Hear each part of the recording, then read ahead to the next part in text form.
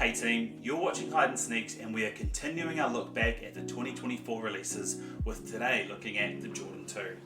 I know what you're thinking, why are they doing a recap on the Jordan 2? Well, I know it's the Ugly Duckling, but it's still the second of the Jordan Retro lineup, so we might as well have a look at it.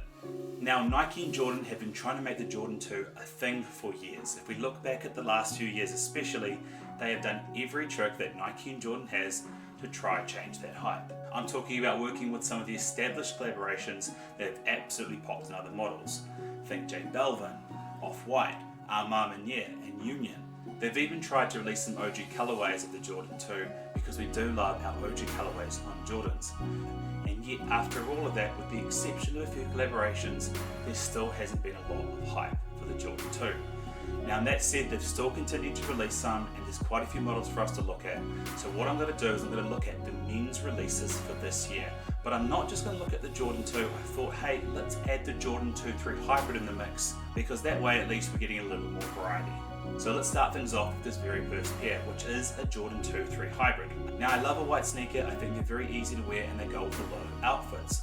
The problem is the market is absolutely flooded with white shoes, and I can't see why this particular model you would choose to go for over other more comfortable, more stylish or more desirable pairs.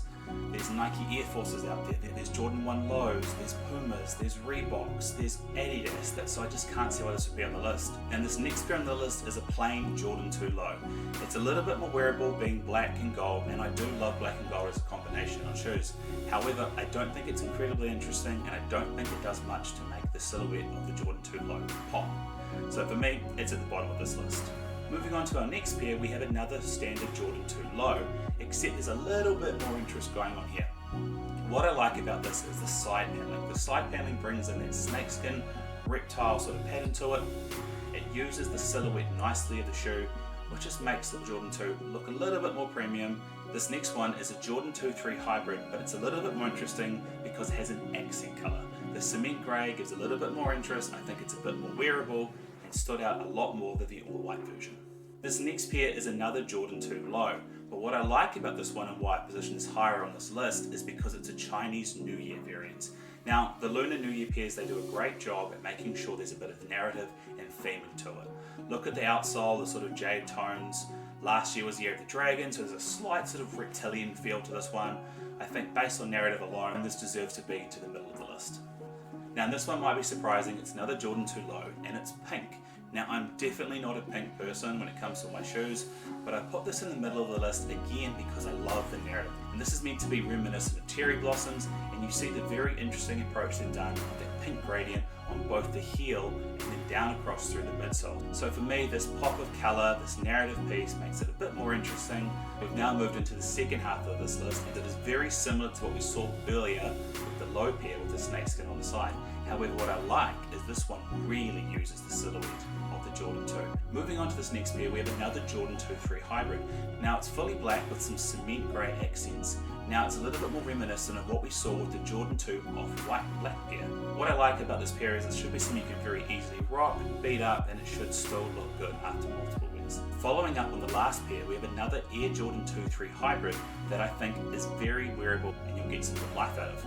Now what I like about this one with the black accents on the white base is it's a little reminiscent of the military blacks. Now those of you that have watched my sneaker release videos where I do unboxings on new pairs know I have a term called vibe check. And the vibe check is when I look at a shoe and see what similarities it has with other releases, either in the past being similar models or capturing a similar aesthetic to other releases. Now for me, with this black accents and the white base, I'm getting a lot of vibe check notes for the Air Jordan 4 military black. That was a very popular and easy wear pair, and I can see this having similar effects in your rotation. This next pair is an Air Jordan 2 High, and we didn't have a lot of them released in 2024. What put this Jordan 2 High above the other high on my list is, for me, it captures the overall history behind it is better represented in this pair. We know that the Air Jordan 2 was meant to be inspired by Italian sneakers and the luxury culture that those generate. I think the look and materials here with that black sort of accent on the side panel does a better job at making it feel more premium. So this is my runner-up sneaker for the Air Jordan 2, and unsurprisingly it's a Jordan 2-3 hybrid. It's a Jordan retro sneaker, red, white, the history and lore connecting to Michael Jordan and the Bulls is huge. So most pairs that have this kind of colour blocking for me and a lot of sneakerheads automatically get an advantage because of the connection to Jordan. But what I like about this is, again, it's a bit of a vibe check for a pair that was quite desirable. If we think back to the white version of the Jordan 2 Off-Whites, this has a very similar look and feel about that. And that would have been my number one overall pick if this pair didn't release. It's another Jordan 2-3 hybrid, but what I like about it is it doesn't have just one accent colour, it has two. What I like about this is I get a vibe check for another really popular pair that released in COVID, the Air Jordan 1 High Obsidian.